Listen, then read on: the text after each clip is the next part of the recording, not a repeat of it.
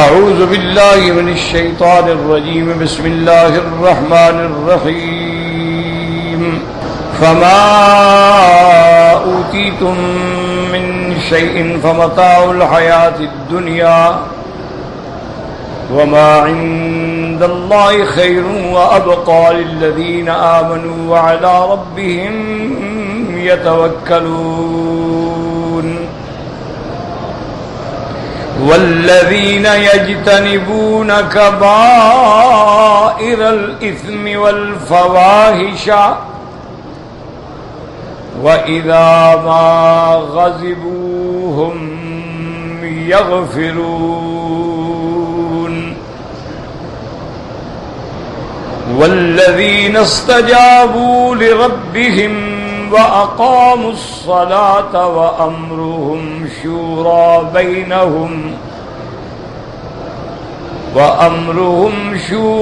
بينهم ومما رزقناهم ينفقون والذين إذا أصابهم البغي هم ينتصرون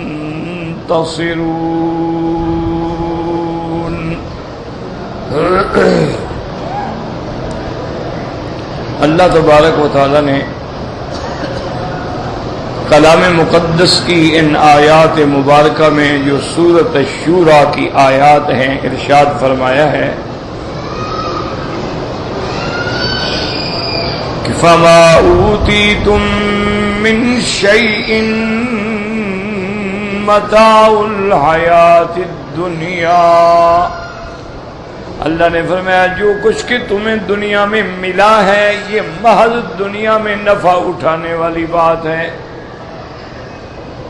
وما عند اللہ خیر وابقى، لیکن جو اللہ تعالی کے پاس ہے وہ بہتر ہے اور وہ ہمیشہ باقی رہنے والا ہے. اور فرمایا الذین آمنوا وعلى ربهم يتوکلون، وہ لوگ جو ایمان لائے ہیں، مومن ہیں اور اپنے رب پہ آسرا کرنے والے ہیں. تو اب اللہ نے یہ فرمایا کہ جو کچھ تمہیں دنیا میں اللہ نے دیا ہے، دولت ہے، پیسہ ہے، مال ہے، متاع ہے، یہ ساری چیزیں جو ہیں یہ محض متاع الحیات الدنیا. کیا مانا؟ یعنی چند روزہ زندگی میں نفع اٹھانے کے لیے ان کی کوئی قیمت نہیں.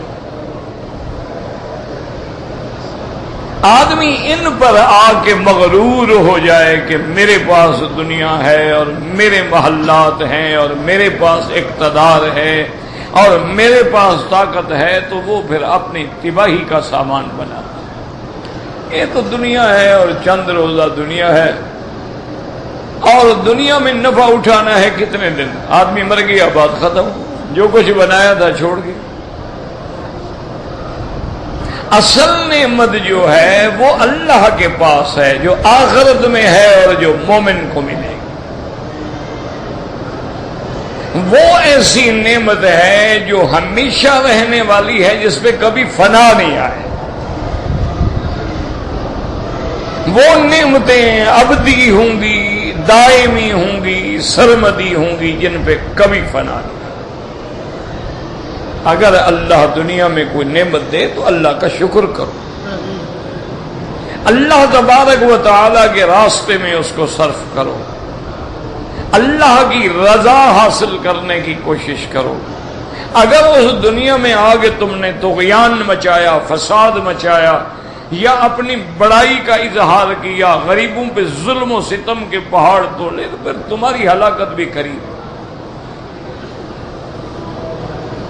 اسی لیے قرآن پاک نے ایک واقعہ بیان کیا ہے کہ ان قارون کان من قوم موسیٰ فبغى علیہم. اللہ نے فرمایا قارون جو ہے موسیٰ علیہ السلام کی قوم میں سے تھا بھی بنو اسرائیل سے، وہ فرعون کی قوم سے نہیں تھا.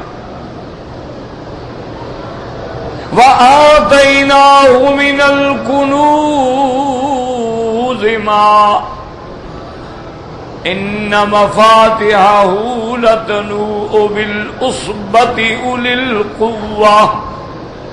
اللہ نے فرمایا پھر ہم نے ان کو خزانوں کا مالک بنا دیا، دولت عطا کر دی، اور اتنی بڑی دولت عطا کر دی کہ اس کے خزانے جو تھے، اس کے جو سٹور تھے، ان کی جو چابیاں تھیں وہ بھی ایک طاقتور کوئی جماعت اٹھا سکتی تھی، ایک آدمی نہیں اٹھا سکتا. یعنی اتنے سٹور ہیں، اتنے مال ہیں، اتنی الماریاں ہیں، اتنی چابیاں ہیں کہ ایک بندہ نہیں اٹھا سکتا. عصبہ قوت والی جماعت. جب اتنی ساری دولت مل گئی تو اب وہ تکبر میں آ گیا. لوگوں نے اس کو سمجھایا کہ قارون دیکھو تم کو اللہ نے نوازا ہے اور اتنی دولت دی ہے، اتنی مال دیا ہے. اذ قال له قومه لا تفرح ان اللہ لا يحب الفرحین. قوم نے کہا مت اکڑو، زیادہ تکبر نہ کرو، زیادہ شیخی نہ بھگارو. اللہ کو شیخی بھگارنے والے، تکبر کرنے والے، اکڑنے والے پسند نہیں.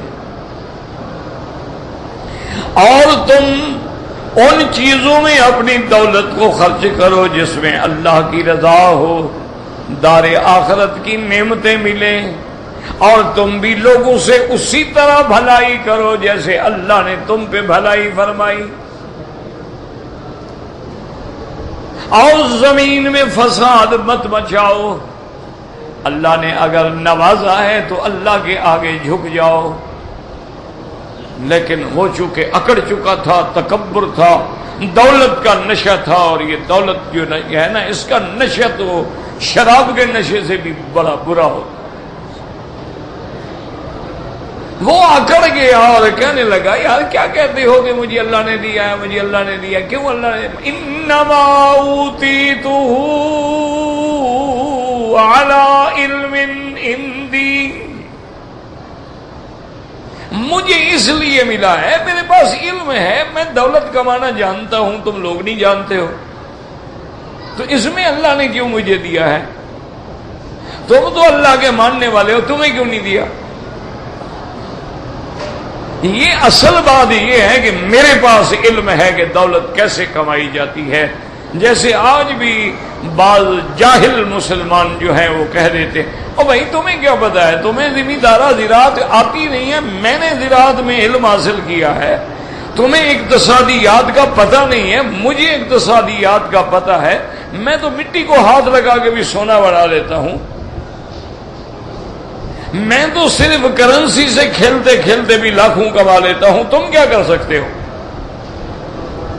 مجھے پتا ہوتا ہے کہ ابھی ڈالر کا ریٹ بڑھے گا، میں خرید لیتا ہوں، ابھی جناب اس کے بعد بیچنا ہے بیچ دیتا ہوں، ابھی یورو بدل لیا، کبھی ڈالر بدل لیا، کبھی پاؤنڈ میں بدل ڈالا، کبھی کسی کرنسی میں بدل، میں تو اسی ہیر پھیر میں لاکھوں کما لیتا ہوں، تمہیں کیا پتا ہے؟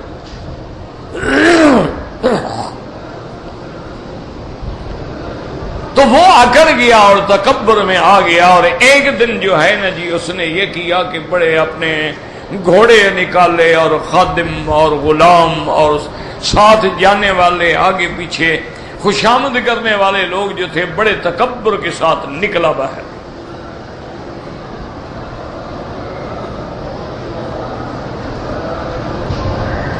اب اس کو دنیا دیکھ رہی ہے، اور بعض لوگ جو ہیں وہ بیچارے لالچ میں بھی آ گئے کہ یار اس کو ملا ہے کاش ہمیں بھی مل جاتا. اور جو مومن تھے ایمان والے انہوں نے کہا چھوڑو بھائی، اللہ کا ایک نظام ہے، اللہ جو دیتا ہے ہم اس پہ راضی ہیں.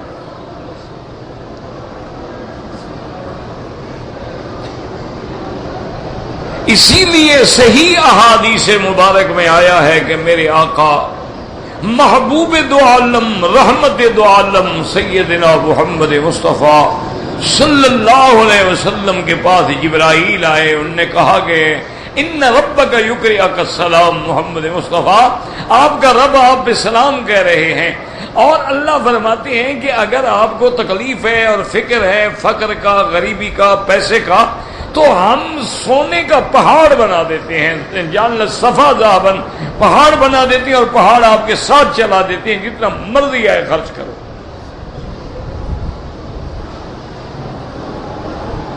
حضور صلی اللہ علیہ وسلم نے عرض کیا، مولا مجھے تو بس اتنا چاہیے کہ ایک دن مل جائے تیرا شکر ادا کروں، اور اگر ایک دن نہ ملے تو صبر کروں، تیری رضا پہ راضی رہوں، بس مجھے اتنی چاہیے،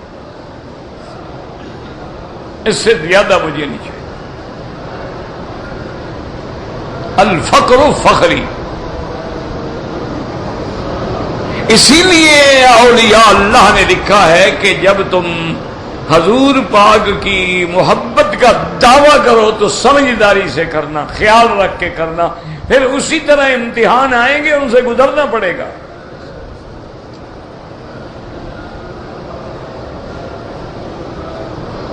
اور فرمایا بس مجھے تو اتنی چاہیے، میں ایک دن کھا لیا ایک دن نہ کھا۔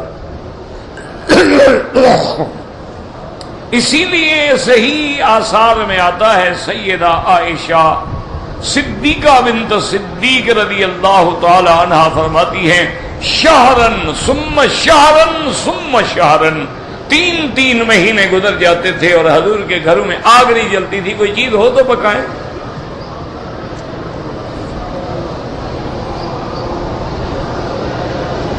صحابی حیران ہو گئے، انہوں نے پوچھا کہ اماں اگر 3 مہینے تک گھر میں کچھ نہیں پکتا تھا تو پھر زندگی آپ لوگ کیسے گزارتے تھے؟ فرمایا بیٹا کیا کہتے ہو، 2-4 کھجوریں کھا لی، پانی پی لیا، زندگی گزر گئی۔ فرمایا بیٹا اتمر والماء، 2-3 کھجور کے تھا۔ بلکہ بی بی کا ایک فرمان یہ بھی ہے کہ ما شبع آل محمد قط من تمر الا بعد فتح خیبر۔ بی بی عائشہ فرماتی ہیں حضور کے گھرانے نے تو کبھی پیٹ بھر کے کھجوریں بھی نہیں کھائیں جب تک خیبر فتح نہیں ہوا۔ یہ تو خیبر فتح ہوا اور پھر وہاں سے کھجوریں آنی شروع ہوئیں اور پھر وسعت آ گئی، ورنہ تو فرمایا ہم نے تو کبھی پیٹ بھر کے کھجوریں بھی نہیں کھائیں۔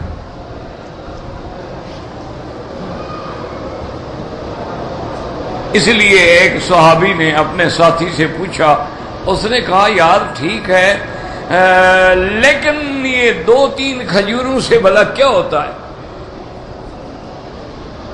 انہوں نے کہا میرے بیٹے، میرے بھائی، ہم جنگ پہ گئے تھے تو ہمارے پاس جو ہمارا زیادہ راہ تھا کم ہو گیا، تو ہمارے کمانڈر نے حکم دیا کہ ہر آدمی کو 2 کھجوریں دو۔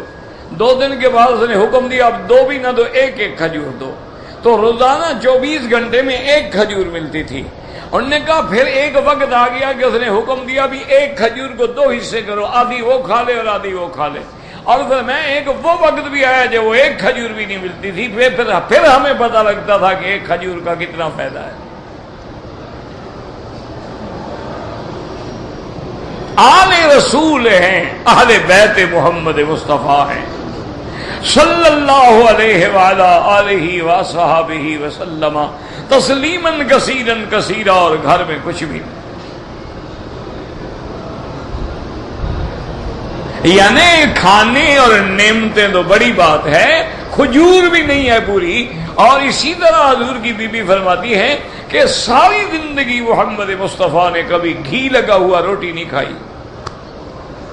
تم تو ماشاءاللہ 7 منزلے پراٹھے کھاتے ہو نا، عاشق جو ہو، کملی والے سے محبت جو ہے، تمہارے تو جناب پراٹھے جو ہیں نا ماشاءاللہ ان کے طبق ہوتے ہیں۔ اور اب تو جناب اور فن آ گئے ہیں، یہ قیمے والا پراٹھا ہے اور یہ مولی والا پراٹھا ہے اور یہ سبزی والا پراٹھا ہے، اور اس سے اور ترقی ہو گئی ہے ماشاءاللہ۔ اب تو ہمارے مسلمان اور آگے بڑھ گئے، اب تو اٹالین پیزا ہے جناب۔ لائنیں لگی ہوتی ہیں گاڑیوں کی پیزا خریدنے کے لیے، لیکن کبھی آپ نے تحقیق بھی کی ہے کہ اس میں کیا ہوتا ہے؟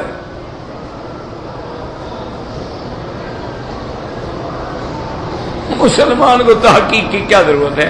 حلال کا فکر ہو تو تحقیق کریں۔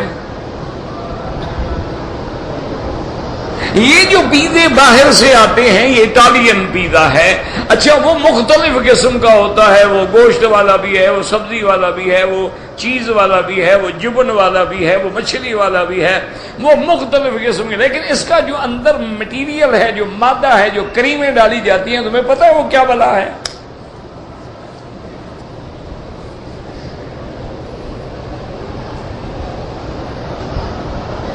سوچنے کی ضرورت ہے۔ اور یہ بھی یاد رکھو کہ باہر کے ملکوں میں جو سلاٹر ہاؤسز ہوتے ہیں نا جی، جہاں جانور ذبح ہوتے ہیں، صفائیاں ہوتی ہیں، وہاں بڑے بڑے ڈرم ہوتے ہیں، تو جو جانور کی چربی ہو نا وہ کاٹتے ڈرم میں پھینک جائیں گے، کاٹتے ڈرم میں۔ اچھا، بکرے کی اسی میں ہے، گائے کی اسی میں ہے، دمبے کی بھی اسی میں ہے، خنزیر کی بھی اسی میں ہے۔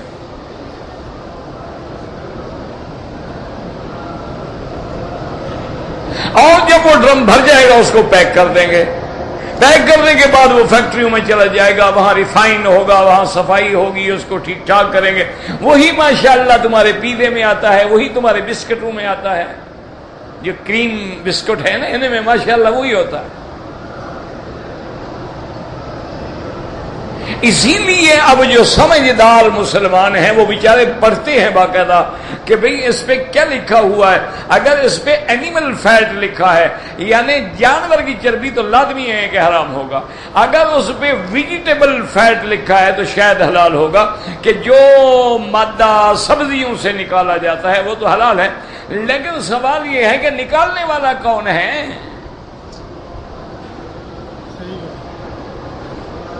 میں ایک دفعہ کینیڈا جا رہا تھا، بھئی روڈ جا رہا تھا شکاگو سے، تو راستے میں نماز کا وقت ہو گیا، تو ایک جگہ پر سروس، چھوٹی سروس تھی، بڑی بھی نہیں تھی، وہاں ہم نے گاڑی روکی، وضو خانے بند تھے، ایک ہی وہ کیفیٹیریا تھا، اس میں 2 لڑکیاں کھڑی تھیں۔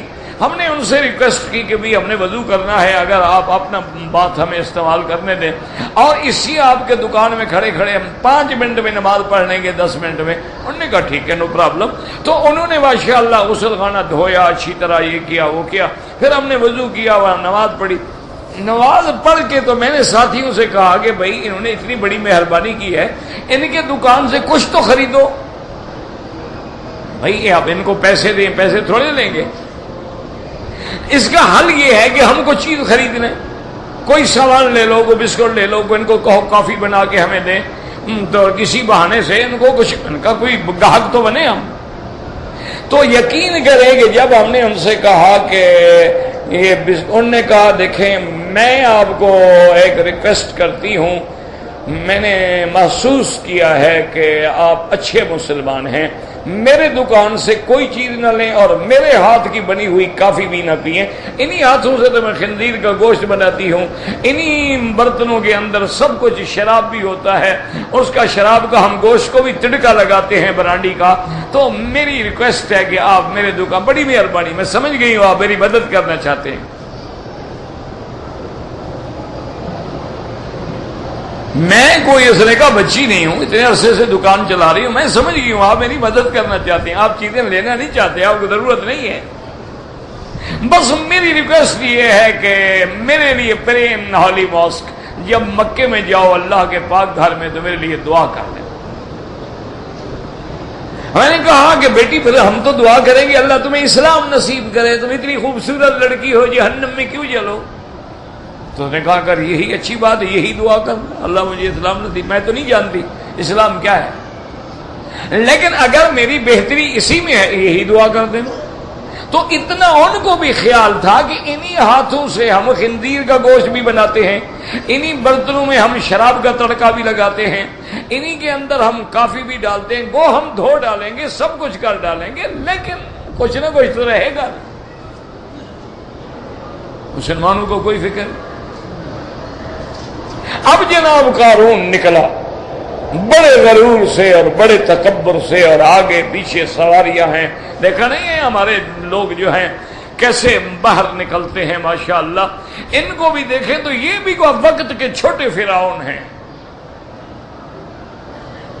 یعنی کہ بھی آپ دیکھیں نا کتنا گاڑیاں آگے ہیں، کتنا پیچھے ہیں، قوم بھوکا مر رہی ہے، اور ان کا جناب خرچہ دیکھیں، ان کا تم تراک دیکھیں، ان کا جاہو جلال دیکھیں،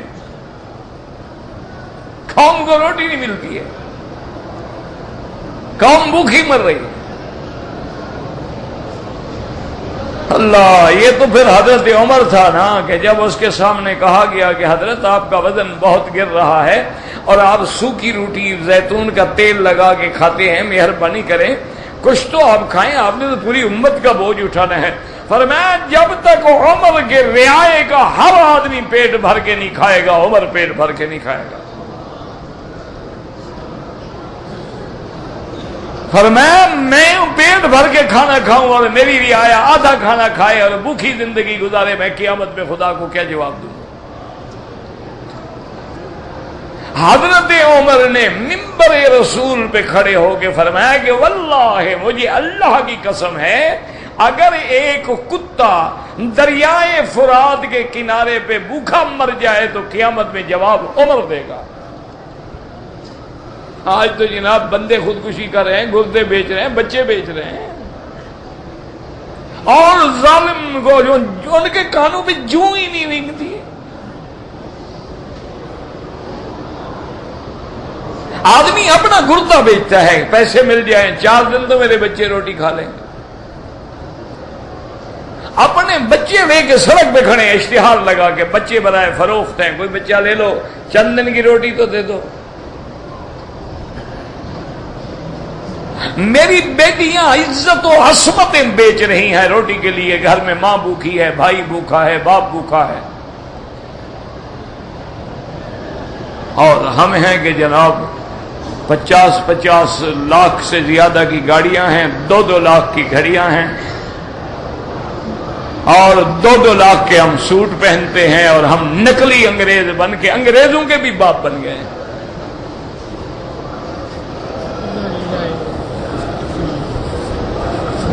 اور یہ رونا میں صرف ان کا نہیں رو رہا جو کرسی پہ ہے، آج بڑا جو مولوی صاحبان کا دیکھ لو ماشاءاللہ، جن کو پیسے مل گئے ان کے طرف کبھی کھانے پہ تو جاؤ، ان کی ٹیبل پہ تو جاؤ، ذرا اپنے مولویوں کا حال دیکھو، اپنے پیروں کا حال دیکھو، ان کی ٹیبل پہ اتنے کھانے آتے ہیں، میرے خیال میں بڑے آدمیوں کی ٹیبل پہ بھی نہیں ہوں گے۔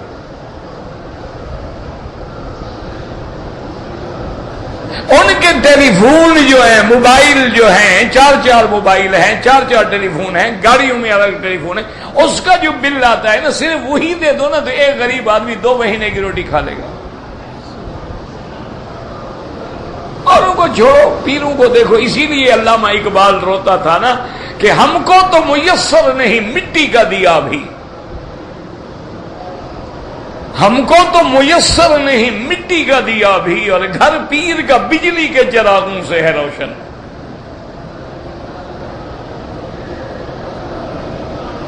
یاد رکھو یہ کوئی پیر شیر نہیں ہوتے، نہ نماز ہے، نہ روزہ ہے، نہ حج ہے، نہ زکوٰۃ ہے، 2 میٹر کی مونچھیں رکھی ہوئی ہیں، 18 قسم کے لوگ پہرے پہ کھڑے ہوئے ہیں، کوئی پیر شیر نہیں ہوتا۔ پیر وہ ہوتا ہے جس کے چہرے پہ نظر پڑے تو محمد مصطفیٰ کی سنت نظر آ جائے۔ دعا کر اللہ ہمیں بھی نصیب کرے، اللہ تجھے بھی نصیب کرے۔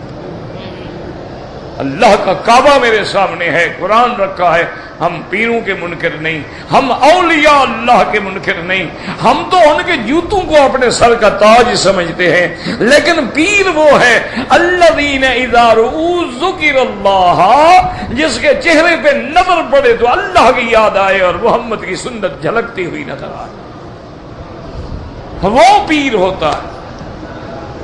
جو نماز میں کھڑا ہو تو محمد مصطفیٰ کی نماز نظر آ جائے، جو تہجد میں کھڑا ہو تو حضور کی تہجد نظر آ جائے، جو سجدے میں پڑا ہو تو محمد مصطفیٰ کا سجدہ نظر آ جائے، اور جو بات کرے تو سرکار دو عالم کے بات کرنے کا انداز نظر آ جائے، اور جس کی صحبت میں بیٹھنے کے بعد بے نمازی نمازی بن جائے، ڈاکو جو ہے وہ پہرے دار بن جائے، اور گناہگار جو ہے وہ باکردار بن جائے، سمجھو یہ اللہ کا ولی ہے، بس اس کا دامن پکڑ لو۔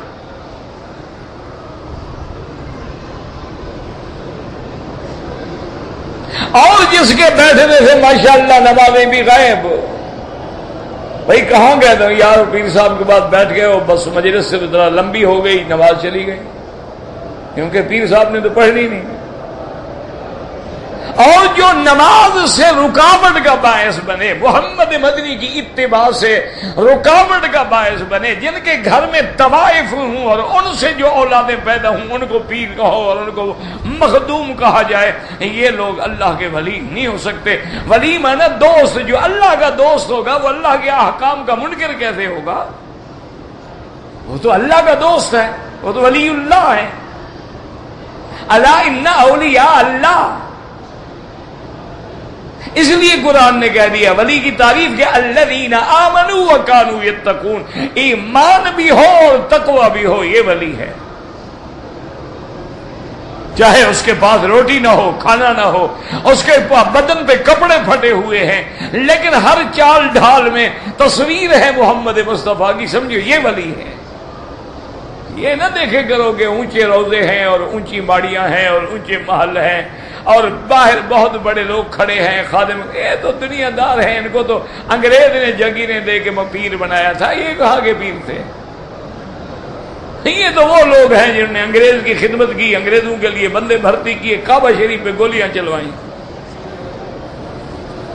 یہ تو وہ لوگ ہیں، ان کو بھی زمینیں ملی ہیں۔ یہ جتنے بڑے بڑے ہیں نا تمہارے پاس، جتنا بڑا پیر سمجھو اتنا بڑا انگریز کا ایجنٹ۔ یہ جو تمہارے پاس ڈاکٹر کا لقب، سر کا لقب، یہ تاج العلماء، یہ شمس العلماء، یہ مخدوم الملک، سب انگریزوں کے وفادار ہیں، ان کے دیے ہوئے ٹائٹل ہیں۔ تحقیق کر لو، میری بات نہ مانو، ہم تو بھی ہمارے اوپر تو ٹھپا لگا ہوا ہے نا، جو بات بھی ہے وہاں بھی ہے، وہ ٹھیک ہے، ایک ٹھپا لگ گیا سب، چلو چھوڑو وہاں بھی، وہ خود تاریخ اٹھا کے تحقیق کر لو کہ جب انگریز تمہارے ملک میں آیا ہے، ان کی خدمت میں سپاس نامے پڑھنے والے کون تھے، کون کون مولوی تھے اور کون کون سے پیر تھے؟ جو کھڑے ہو کے سپاہ نامہ پڑھتے تھے کہ جناب آپ کا سایہ جو ہے ذل اللہ فی الارض ہے، اللہ کا سایہ ہے زمین پہ، اور آپ کے وجہ سے امن ہے، شیر اور بکری ایک گھاٹ سے پانی پیتے ہیں۔ یہ وہاں بھی تمہارے مخالف ہیں جو شرارتیں کرتے ہیں، ہم تو آپ کے بھی غلام، آپ کی ملکہ کے بھی غلام۔ ان کو جگیریں ملی ہیں، اور جو اللہ کا نام لیتے تھے نا ان کو تو جناب 500 عالم ہمارے جو تھے وہ پھانسیوں پہ لٹکے ہوتے تھے۔ ہمارے علماء کے تو چمڑے اتارے جاتے تھے اور اوپر نمک چھڑکی جاتی تھی۔ تاریخ اٹھا کے دیکھ لو، اس میں میری آپ کی بات نہیں ہے۔ کبھی آپ لندن جائیں نا، لندن میوزیم میں جائیں نا، تو وہاں 25 سال کے بعد سب ریکارڈ اوپن ہو جاتے ہیں۔ وہاں جا کے ذرا ہسٹری پڑھیں نا سارے پیروں کی بھی اور مولویوں کو، پتہ لگ جائے گا تمہیں اللہ والا کون ہے اور شیطان والا کون۔ رپورٹ لکھتے ہیں نا، وہ معاف تو نہیں کرتے نا، سب کی ڈائری مرتب کرتے ہیں، بڑے ظالم ہیں، ہمیں استعمال بھی کرتے ہیں پھر ہمیں ننگا بھی کرتے ہیں۔ وہ ڈائری لکھتے ہیں۔ اسی طرح اچھا وہ وہاں جانا تمہیں مشکل ہو جائے گا، شاید تمہارے ملک میں بھی ایک کتاب چھپی ہے، کون کیا ہے، اس کا نام ہے کون کیا ہے، وہ بھی پڑھ لے تو اس میں بھی پورا تو نہیں ہے بلکہ ادھورا بھی نہیں ہے، لیکن تھوڑا بہت مواد آ گیا ہے۔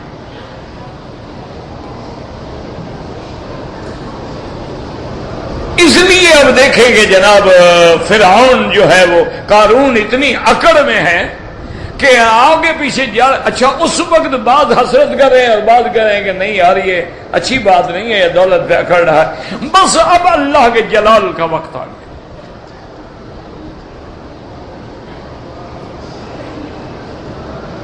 اللہ اسی لیے ایک پیغمبر نے دعا مانگی تھی نا کہ ربنا انک آتیتہم اموالہم، مولا تم نے ان کو دولت دی، ان کو مال دیا، ان کو پیسے دیے، لِيُضِلُّوا عَن سَبِيلِكَ تاکہ لوگوں کو گمراہ کرے، رَبَّنَا اطْمِسْ عَلَىٰ أَمْوَالِهِمْ وَاشْدُدْ عَلَىٰ قُلُوبِهِمْ فَلَا يُؤْمِنُوا حَتَّىٰ يَرَوْا الْعَذَابَ الْأَلِيمَ، مولا ان کے مال برباد کر دے، ان کے دلوں پہ عذاب نازل کر دے، جب تک ان پہ عذاب نہیں آئے گا ان کو مارنی پڑے گی، یہ سیدھے نہیں ہوں گے۔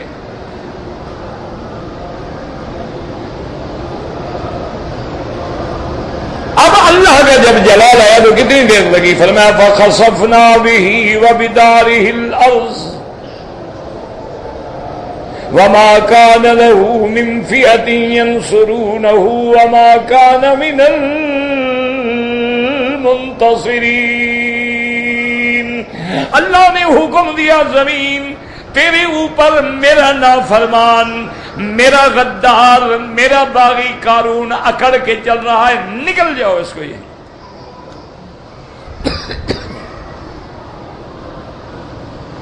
اللہ نے حکم دیا اس کو نکل جاؤ، اور اس کے محلات، اس کی دولت کو بھی نکل جاؤ زمین میں. اب زمین میں دھسنا شروع ہو گیا. میرے آقا رحمت للعالمین فرماتے ہیں انہ یتجلجل بہا الی یوم القیامہ، اسی طرح عذاب ہوتا جائے گا، دھستا رہے گا، دھستا رہے گا، دھستا رہے گا، قیامت کے دن تک اسی عذاب میں رہے گا.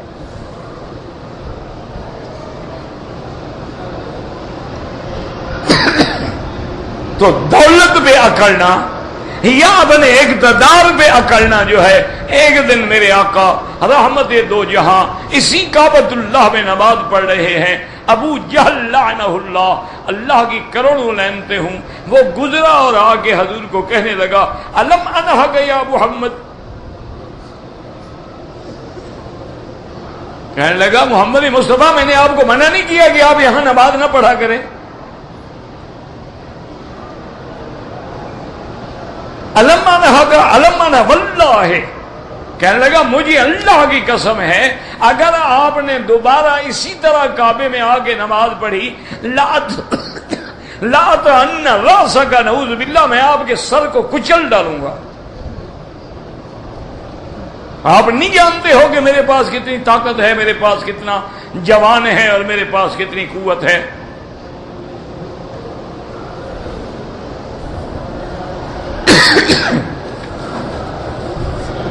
کیا وجہ کیا تھی؟ وہی دولت. غریب بھی کبھی اکڑتا ہے. بس غریب بیچارے سارا دن جس نے محنت کرنی ہو، شام کو روٹی پوری نہیں ملتی، وہ کیا اکڑے گا بھائی؟ سارا دن جو ان پہاڑوں پہ پتھروں پہ کام کرے، آگ جل رہی ہوتی ہے پھر بھی وہ کام میں لگا ہوا ہے، شام کو آئے گا نماز پڑھے گا بیچارہ بے ہوش ہو کے سو جائے گا، کوئی روٹی ہوگی پانی سے، دودھ سے، لسی سے کھا کے پڑ جائے گا. اس نے کیا کرنا ہے؟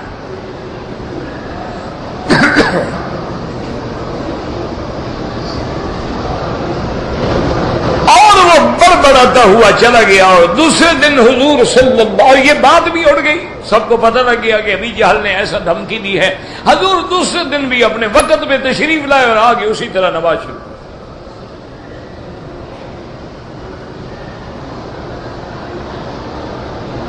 ابھی جہل کو پتہ لگا تو وہ بدبخت کیا کیا، اتنا بڑا پتھر اٹھا کے لے آیا کہ جب حضور سجدے میں ہوں گے نا تو پتھر مار کے نعوذ باللہ حضور کے سر مبارک کو کچل ڈالوں گا.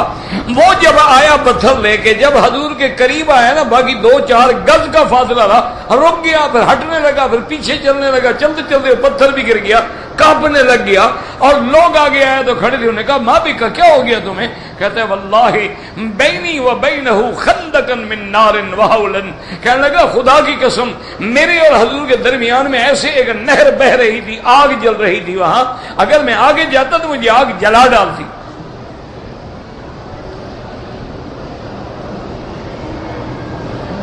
وہ چلا، حضور نے فرمایا واللہ لو دنا منی، آپ نے فرمایا بدبخت اگر آج تو میرے قریب آتا لختطفہ الملائکۃ عیانا، تمہیں دنیا کے سامنے فرشتے پکڑ کے ٹکڑے ٹکڑے کر کے تیرے کتوں کو پھینک دیتے.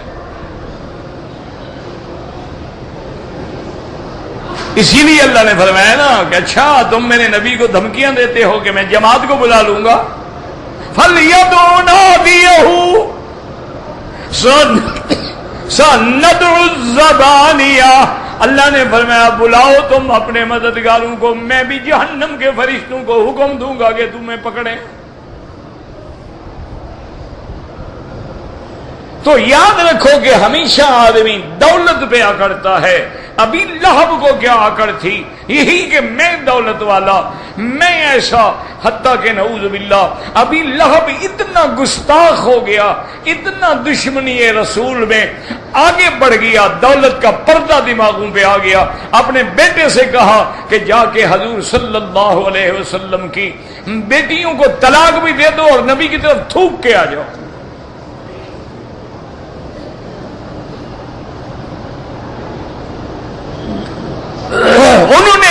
کیا ایک بیٹے نے، حضور صلی اللہ علیہ وسلم جلال میں آ گئے. حضور نے فرمایا میرا اللہ تیرے نبی کی توہین کر رہے ہیں، اللہم سلط علیہ کلبا من کلابک، یا اللہ اس پر دنیا کے کتوں میں سے کسی کتے کو مسلط کر دے. دعا کرو. آج بھی دنیا میں کارٹون بن رہے ہیں، آج بھی دنیا میں امہات المؤمنین کے خلاف رشدی جیسے ملعون کتابیں لکھ رہے ہیں، آج بھی میرے مدنی کی توہین میں تسلیمہ جیسی بد کردار عورتیں جو ہیں وہ حضور صلی اللہ علیہ وسلم کی عظمت شان پہ بٹا لگا رہی ہیں. دعا کرو کہ اللہ ان پر بھی اپنے جنگل کا کوئی کتے مسلط کر کے محمد کا بدلہ لے. ہم تو ختم ہو گئے، مسلمان تو ختم ہو گئے، ہم نے کیا بدلہ لینا ہے؟ وہ تو مر گئے نا جو حضور کی عظمت پہ جان دیتے تھے، وہ تو اب روز تو پیدا نہیں ہوتے نا.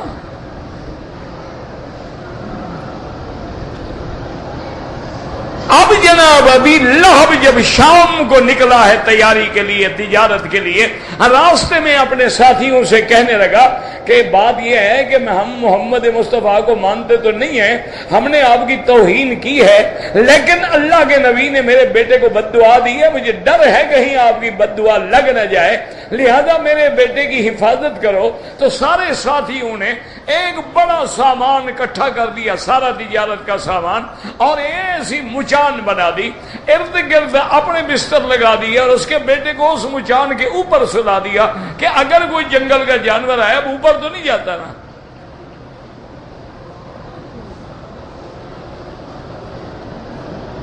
اللہ کی شان دیکھیں. یاد رکھیں یہ نہ کرو کہ بھائی اگر تم حضور کے دین کی غیرت نہیں کرو گے اللہ بدلہ لینے پہ قادر ہے. کیا ہے اللہ کے آگے کوئی مشکل ہے؟ اللہ نے فرمایا انا کفیناک المستہزئین، محمد مصطفیٰ تیرے گستاخوں سے ہم خود بدلہ لیں گے. اب جناب ایک آدمی کی نیند کھلی، اس نے دیکھا کہ جنگل کا ایک شیر نکلا اور ہر شیر وہ ہر بندے کے منہ ایسے قریب آگے سونگتا ہے پھر دور ہو جاتا ہے پھر سونگتا ہے. یعنی اندازہ کریں کہ اللہ نے دشمن رسول میں ایسی بدبو پیدا کر دی تھی کہ جنگل کے شیر کو بھی وہ بدبو محسوس ہوتی تھی.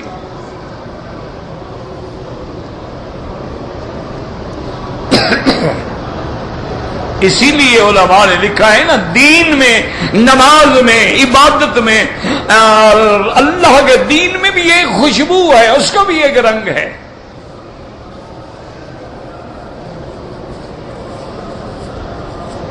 وہ کہتی ہے کہ آیا اس نے دیکھا بھی ان میں تو وہ نہیں ہے گستاخ رسول، تو کہتے ہیں کہ وہ دور چلا گیا، ہم نے سمجھا چلو جانور ہے پھر گیا چلا گیا. اس نے دور سے جا کے دوڑ لگائی اور دوڑ لگا کے چھلانگ لگا کے سیدھا ابھی لہب کے بیٹے پہ آیا اور ٹکڑے ٹکڑے کر کے پھینک دیا. ابھی لہب اٹھا تو لاش کئی ٹکڑوں میں پڑی ہوئی تھی. یعنی بعض مؤرخین نے اتنا لکھا ہے کہ اس نے لاش ٹکڑے ٹکڑے کر دی، لیکن اس کتے کا گوشت اس جنگلی جانور نے بھی نہیں کھایا کہ یہ گستاخ رسول ہے، اس کا کیا گوشت کھانا ہے. اللہ اس طرح پھر بدلہ لیتے. اور پتہ ہے ابو لہب کیسے مرا؟ اسی مکے میں مرا. اور ایسی بیماری لگ گئی کہ اپنی اولاد، خاندان قریب نہیں جاتے تھے، ایک کمرے میں بند کر دیا، دروازہ بند کر دیا، بدبو پھیل گئی. کرائے پہ جا کے باہر سے مزدور لے آئے کہ بھئی گڑھا کھود کے یہ عذاب ہم سے نکالو. انہوں نے بڑی بڑی لکڑیاں لی، لکڑیوں پر اس کو اٹھا کے ایسے لے گئے جیسے کتے کو لے جاتے ہیں اور جا کے گڑھے میں ڈال دیا. اس لیے اللہ فرماتے ہیں اس دنیا پہ نہ اکڑا کرو، یہ تو دنیا ہے، یہ تو مٹنے والی ہے اور یہ تو فانی ہے، یہ تو لہو و لعب ہے، اس کی تو کوئی حیثیت ہی نہیں ہے. اور ایک جگہ آتا ہے کہ اگر دنیا اللہ کی پسندیدہ چیز ہوتی تو اللہ دشمنوں کو کیوں دیتے؟ اللہ تو پھر اپنے دوستوں کو دیتے، دشمنوں کو کیوں دیتے؟ تو معلوم ہوا کہ دنیا جو ہے اللہ کی پسندیدہ نہیں ہے. اس لیے ایک روایت میں یہ بھی آتا ہے کہ الدنیا ملعونۃ، یہ دنیا تو ملعون ہے اور اس کو حاصل کرنے والے کتے ہیں. الا وہ دنیا جو دین کے کام آئے. اسی لیے اولیاء اللہ نے لکھا ہے کہ دنیا جو ہے اس کی مثال پانی جیسی ہے کہ پانی جب تک کشتی کے نیچے ہوتا ہے کشتی تیرتی ہے، اور پانی جب اندر داخل ہو جائے کشتی غرق ہو جاتی ہے۔ جب تک دنیا تیرے دین کے تابع ہے یہ دین تیرے لیے نعمت ہے، اور جس دن دنیا دین پہ غالب آ گئی اس دن تیری ہلاکت کا باعث۔ اللہ تبارک و تعالی اس لیے فرماتے ہیں کہ اس پہ مت کرو، فما اوتیتم من شیء، جو کچھ بھی تمہیں ملا ہے، فمتاع الحیات الدنیا، وہ تو زندگانی ہے، دنیا کا نفع اٹھانا ہے، وما عند اللہ خیر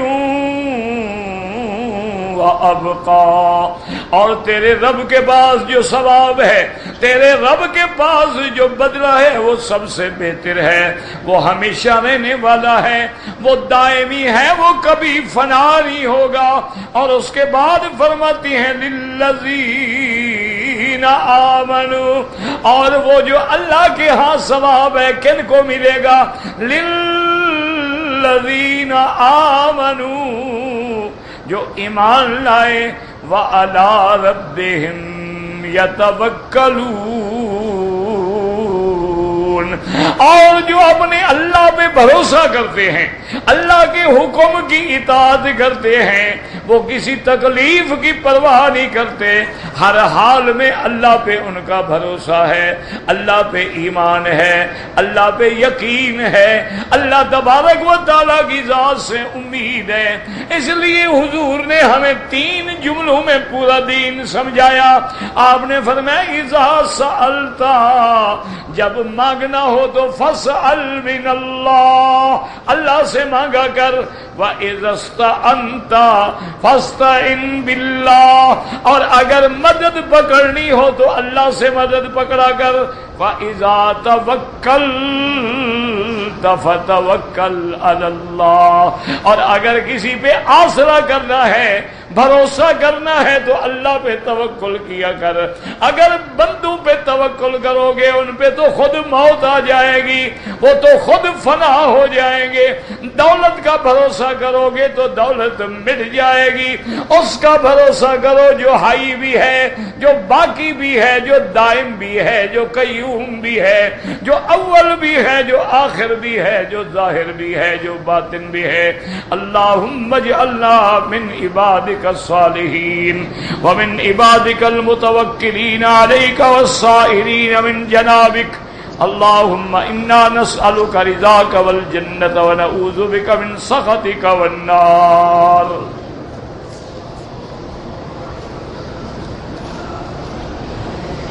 کہتے جی کہ اگر آدمی کو حالت جنابت میں مثلا میاں بیوی ملے ہیں، پسینہ آیا، کپڑے کو لگا، وہ پسینہ پلید نہیں ہوتا،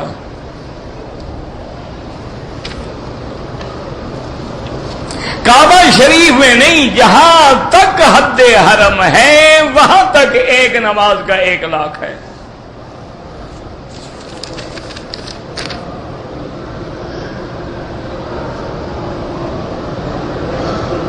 ایک آدمی نے آخری رکعت میں 2 سجدوں کے بجائے 1 سجدہ کیا اور بیٹھ گیا، پھر کسی نے پیچھے سے لقمہ لیا تو دوبارہ سجدہ کر لیا، نماز ٹھیک ہو گئی۔ لیکن اگر بیٹھ کے اس نے کچھ پڑھ لیا تھا، سجدہ صاحب کر لیا، پھر بھی ٹھیک ہو گئی۔ اگر ایک آدمی نے طواف کے 3 چکر کیے اور نماز کھڑی ہو گئی تو 4 بعد میں کر لے، کوئی بات نہیں۔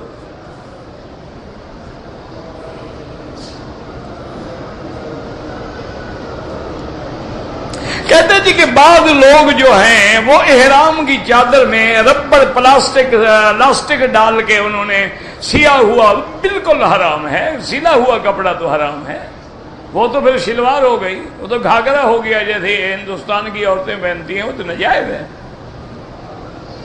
چادر باندھنا نہیں آتا، اوپر پٹی باندھ دو، اوپر کوئی بیلٹ لگا لو، اوپر کوئی رسی باندھ دو۔ زندگی میں کبھی چادر پہنی ہو بیچارے کو تو باندھنا ہے، زندگی تو گزر گئی پینٹ میں، وہی پینٹ والا بیلٹ اس کے اوپر باندھ دیا کرو، کچھ نہیں ہوتا۔ اگر ایک عورت نے مدینے پاک سے احرام باندھا ہے لیکن حیض آ گیا ہے، اس کو انتظار کرنی چاہیے، جب پاک ہو جائے عمرہ پورا کرے پھر اپنے ملک میں جائے۔ فلائٹ ہے، فلائٹ چھوڑ دو، کوئی آسمان تو نہیں گر پڑے گا، بعد دوسری فلائٹ لے لو، یہ کوئی مسئلہ ہے کہ فلائٹ آ گئی ہے؟ قیامت تو نہیں آ گئی، فلائٹ آئی ہے نا۔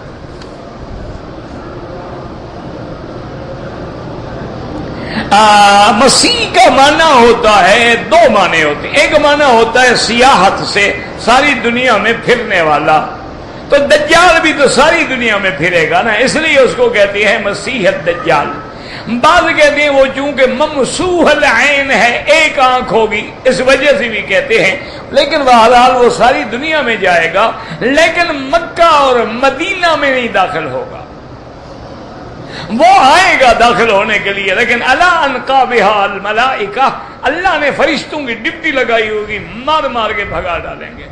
حضرت عیسیٰ کو جو مسیح کہا جاتا ہے، اللہ نے ان کے ہاتھ میں شفا رکھی تھی کہ مادرزاد کی آنکھوں پر بھی ہاتھ لگا دیتے تھے تو وہ ٹھیک ہو جاتا تھا۔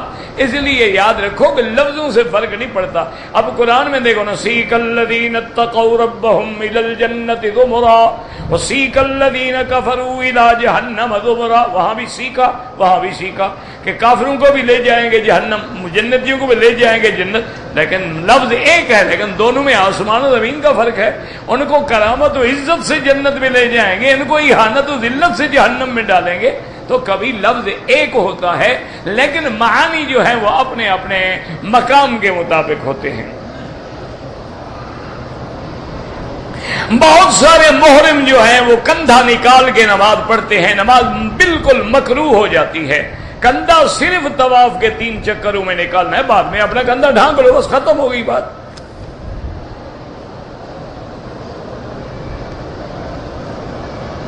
ایک آدمی مثلا 4 رکعت سنت پڑھ رہا ہے، پیچھے ایک آدمی نے آگے فرض کی نیت کر لی۔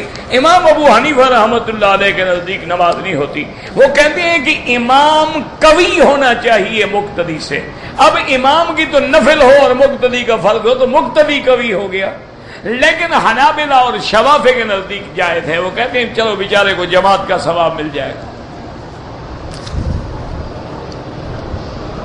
کہتے جی کہ مسجد عائشہ سے مردوں کو بھی عمرہ کرنا جائز ہے۔ میں نے آج تک دنیا کی کسی کتاب میں نہیں پڑھا حضور نے فرمایا عائشہ تیرے لیے ہے یا عورتوں کے لیے ہے، مرد نہ کریں۔ اگر ایسی کوئی حدیث ہے ہمیں دکھا دیں، ہم نہیں کریں گے، جھگڑے کی کیا بات ہے؟ اگر کسی حدیث میں یہ حکم ہو کہ صرف تیرے لیے ہے اور صرف عورتوں کے لیے ہے، پھر عبداللہ ابن زبیر کے بارے میں کیا خیال ہے آپ کا؟ مرد تھے یا عورت؟ انہوں نے جو عمرہ کیا مسجد عائشہ سے، عبداللہ ابن عمر نے جو کیا اس کے بارے میں کیا خیال ہے؟ ایسے تو نہیں نا گھر میں بیٹھ کے بہانے بناتے رہو یہ عورتوں کے لیے ہے۔ جہاں کوئی بات ہوتی ہے یاد رکھو اللہ حکم دیتے ہیں کہ جب ایک عورت آگے وہبت نفسہا للنبی، فرمایا خالصۃ لک، میرے مدنی یہ صرف آپ کے لیے حکم ہے، تو وہاں حکم میں وضاحت ہوتی ہے باقاعدہ۔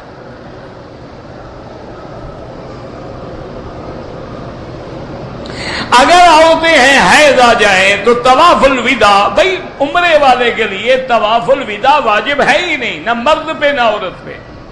کر لو تو فائدہ ہے، ثواب ہے، افضل ہے، کیوں کیا پتہ زندگی ہوگی تو طواف کریں گے نا، لیکن نہ کرو تو کوئی گناہ نہیں۔ اچھا عورت کو اگر حیض ہو تو اس کے لیے تو حج میں بھی طواف الوداع معاف ہے۔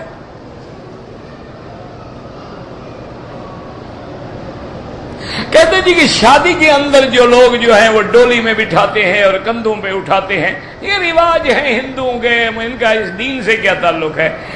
خاوند کو گھوڑے پہ بٹھا دیتے ہیں جو کبھی زندگی میں کھوتے پہ بھی نہیں بیٹھا، وہ وہاں بیٹھا بیٹھا مر رہا ہوتا ہے، غریب بیچارے کبھی گھوڑے پہ بیٹھا ہی نہیں شریف آدمی، اس کی شادی سے پہلے آدھی جان نکل جاتی ہے۔ اور عورت کو ڈولی میں بٹھا دیتے ہیں، جناب 4 بندے اٹھائیں، یعنی ایک کا کندھا بھی نہ ہو 4 کا کندھا ملے اس کو۔ خدا کا خوف کرو، انا للہ و انا الیہ راجعون۔ کہتے جی کہ موبائل میں اگر قرآن بھرا ہوا ہے، بھائی بہتر تو یہ ہے کہ حمام میں نہ لے جاؤ، لیکن بعض علماء فرماتے ہیں کہ لے جا سکتے ہو، چونکہ وہ عمل اس وقت کرتا ہے جب ہم اس کو پنچ کریں گے، ورنہ گویا کہ نہیں ہے۔ لیکن بہتر یہی ہے کہ جب اللہ کا قرآن ہے ادب کرو. میں یہاں ہوں، اگر نکاح میرا کشمیر میں ہو ٹیلی فون پہ کبھی نکاح نہیں ہوتا، بالکل حرام ہے. نکاح کے لیے ضروری ہوتا ہے کہ دولہا دلہن ایک ہی جگہ موجود ہوں. اس کا آسان حل یہ ہے، تم اپنے کسی قابل اعتماد آدمی کو ایک خط لکھ دو کہ میں مسمی فلاں ابن فلان کو اپنا شرعی وکیل مقرر کرتا ہوں کہ وہ فلانا بنت فلانا سے جا کے میرے نکاح کا ایجاب و قبول کروا دیں. بس وہ کر دے گا، آپ کا نکاح ہو گیا. لیکن کسی قابل اعتماد آدمی کو دینا، وہ اپنا نہ کر لے. آج کل مسلمانوں کا کیا بھروسہ ہے؟ ایک آدمی نے احرام میں مچھر کو مارا، کچھ بھی نہیں ہوتا. طواف کے علاوہ عورت کو چہرہ بھی چھپانا ہے، ہاتھ پاؤں بھی چھپانا، تو صرف نماز میں کھولنے کی اجازت ہے. طواف کے دوران میں نظر نیچے رکھیں. اگر حالت احرام میں دم یا صدقہ دینا آتا ہے، ناک سے رینٹھ دور کی کوئی صدقہ شدقہ نہیں. حرم کے طہارت خانے میں وہ یعنی شیمپو تھی، ہاتھ دھو لیا، 1 آدھا ریال خیرات کر دو. اگر ہونٹوں پہ پٹڑی جم گئی، اتار دی، کچھ بھی نہیں ہوتا. اگر میں نے 2 رکعت واجب الطواف کے ساتھ 2 رکعت قضا بھی پڑھ لی، کوئی حرج نہیں، کچھ بھی نہیں ہوتا ہے. بھئی اب یہ تو بڑا لمبا چوڑا مسئلہ ہے، یہ میں اتنی دیر میں تو پڑھ ہی نہیں سکتا. ہاں بالکل ٹھیک ہے، جب جہاد نہیں رہے گا تو مسلمانوں کے لیے ذلت ہوگی، لیکن جہاد کے شرائط بھی تو ہیں نا. ایسے تو نہیں ہے نا کہ جو مرضی آئے اٹھ کے جہاد شروع کر دے، لوگوں کو جا کے مارنا شروع کر دو. یہ کہاں سے جہاد ہے کہ مسلمانوں کو مارو؟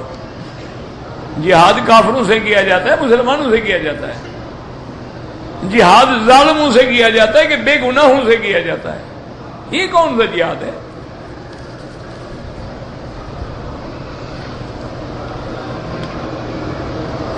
ایک بزرگ کہتے ہیں کہ لا الہ 70 دفعہ پڑھو تو مردے بخشے جاتے ہیں. بالکل اللہ قادر ہے، بخش دیں گے. افضل ذکر لا الہ الا اللہ. مغرب کی اذان کے بعد چونکہ یہاں ٹائم ہوتا ہے، اس لیے کوئی 2 رکعت پڑھ لے تو کوئی حرج نہیں، لیکن احناف کے نزدیک افضل یہ ہے کہ مغرب کی نماز کے بعد پڑھے. پگڑی کے لیے سرکار دو عالم نے ہمیشہ سفید رنگ باندھا ہے. سرکار دو عالم کو مردوں کے لیے سفید رنگ پسند تھا، اور ایک دفعہ حضور پاک نے کالی پگڑی باندھی ہے جب مکہ فتح کرنے کے لیے تشریف لا رہے ہیں. مدینہ منورہ میں جوتے پہننا ادب کے خلاف ہے؟ بالکل نہیں. صحابہ تو جوتے پہن کے نماز پڑھتے تھے مسجد نبوی میں. یہ تو اگر ادب کے خلاف ہوتا صحابہ بے ادب تھے. یہ کیا بات ہے؟ یہ تو آدمی کہیں کہ اپنا اپنا عشق ہوتا ہے، اپنا اپنا ذوق ہوتا ہے. اب مجنو جو ہے وہ لیلا کے گلی کے کتے کو چومتا تھا، یہ بھی کوئی عشق ہے یا مسئلہ ہے؟ اس کا عشق تھا. اس کو پوچھا بے وقوف کیا کر رہے ہو؟ اس نے کہا یار مجھے بھی پتا ہے کتا ہے، لیکن آیا تو اس کی گلی سے ہے نا، وہاں سے ہو کے آیا ہے نا. یہ عشق وشق کی باتیں ہیں، شریعت کی کوئی بات نہیں. شریعت میں نماز حضور پاک نے جوتے کے ساتھ پڑھی ہے، صحابہ نے جوتے کے ساتھ نماز پڑھی ہے. ادب ہے. امام مالک ساری زندگی مدینے میں کبھی سواری پہ سوار نہیں. اور ساتھی کہتے حضرت آپ کو فرمایا مجھے شرم آتی ہے، یہاں حضور گزرے ہوں گے، حضور چلے ہوں گے، وہاں میں سواریوں پہ بیٹھ کے گزروں، مجھے شرم آتی. یہ عشق کی باتیں ہیں میرے بھائی. وہ عشق والے پھر مسئلے نہیں پوچھتے. اس پرانے دور میں مدینہ شریف جانا بڑا مشکل تھا. 1000 2000 حاجی کے قافلے جاتے تھے، آگے پیچھے پولیس ہوتی تھی، راستے میں لوگ لوٹ لیتے تھے، مارتے تھے. والد صاحب کہتے ہیں کہ ہمارے ساتھ جو قافلہ تھا وہ کہیں کہ حضرت اب مدینے جانا چاہیے نہیں جانا چاہیے، کیا کریں، جان کا خطرہ ہے، کوئی حج میں تو نقص نہیں ہوگا. میں نے کہا بھی حج میں تو نقص نہیں ہوگا، حج کا تو کوئی تعلق نہیں مدینہ پاک کی زیارت سے. فرماتے ہیں کہ ہم جا رہے تھے جمرات کو مار کے حضرت سہارنپوری تشریف لا رہے تھے تو کہتے میں نے سلام کیا. میں نے کہا حضرت کیا مسئلہ ہے؟ آج کل جان کا بڑا خطرہ ہے, کوئی حاجی اگر مدینے پاک نہ جا سکے. فرمایا بھائی مولوی صاحب جو جاتے ہیں وہ پوچھا نہیں کرتے اور جو پوچھا کرتے ہیں وہ جایا ہی نہیں کرتے. انہوں نے کہا جنہوں نے جانا ہے پر جانا ہے, مرنا ہے تو مر جائیں گے, کیا ہو جائے گا, مرنا نہیں ہے ویسے. کہتے جی کہ بادشاہی مسجد لاہور میں تبرکات ہیں, یہ سارے تم اٹھا کے لے گئے ہو نا, مکے مدینے میں تو ہے نہیں. یہ سارے تبرکات یا دہلی میں ہیں یا لاہور میں ہیں یا امرتسر میں ہیں یا کشمیر میں ہیں, مکے مدینے میں تو ہمیں کوئی نہیں ملا. اللہ عالم مجھ سے یہ پوچھتے ہو, مجھے کیا تسلی ہے کہ وہ کیسے پہنچے ہیں؟ تحقیق کرو, سند دیکھو کیسے آئے. اگر کوئی آدمی رخسار کے بال نوچ لے کوئی حرج نہیں. کہتے ہیں کہ زنا, جھوٹ, دھوکے بازی یہ سارے کبیرہ گناہ ہیں. تم بڑا چھوٹا ڈھونڈ رہے ہو, آگ ہمیشہ چھوٹی لکڑیوں سے لگتی ہے, کبھی گناہ کو چھوٹا نہ سمجھا کرو.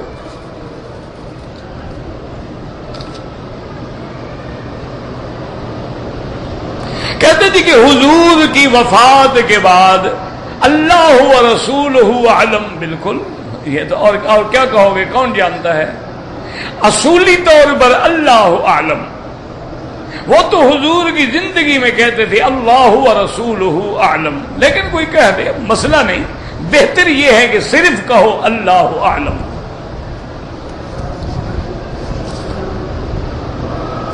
اگر عمرے کرنے کے بعد ہم اپنے بال خود کاٹ لیں کوئی حرج نہیں. اگر عورت اکیلی ہے طواف کر سکتی ہے, کر سکتی ہے. دوران طواف نظر نیچے رکھیں.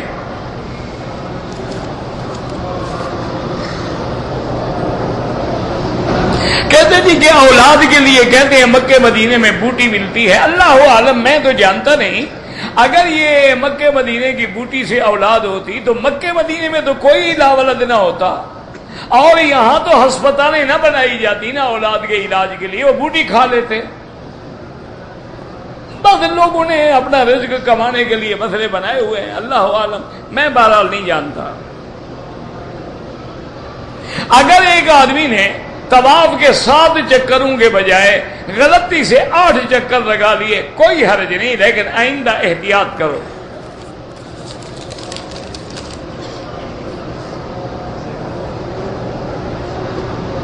بہرحال ایک عورت جو ہے بیٹی چھوڑی, یہ مسئلہ میراث کا مقامی علماء سے پوچھو.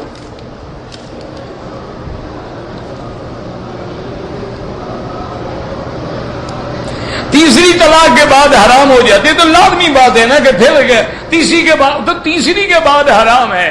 3 طلاقیں ایک وقت بھی دی جائیں تو جمہور صحابہ کے نزدیک حرام. صرف بعض علماء قائل ہیں کہ ایک مجلس میں 3 طلاق ایک ہوتی ہے, ورنہ جمہور تو یہ کہتے ہیں 3 ہوتی ہیں. صرف امام ابو حنیفہ پہ غصہ نہ نکالو, عبداللہ ابن مسعود بھی یہی کہتے ہیں, عبداللہ ابن عباس بھی یہ کہتے ہیں. انہوں پہ پہلے غصہ نکال کے پھر حنفیوں پہ غصہ نکال.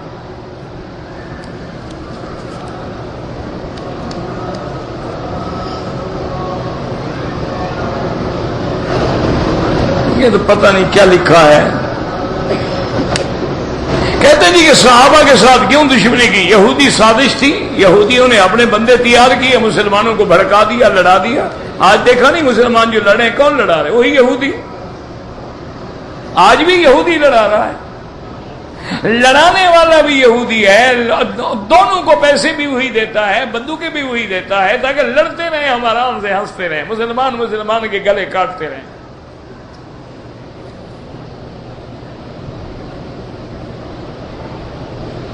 کوئی پتہ نہیں آپ نے کون سی زبان میں لکھا ہے.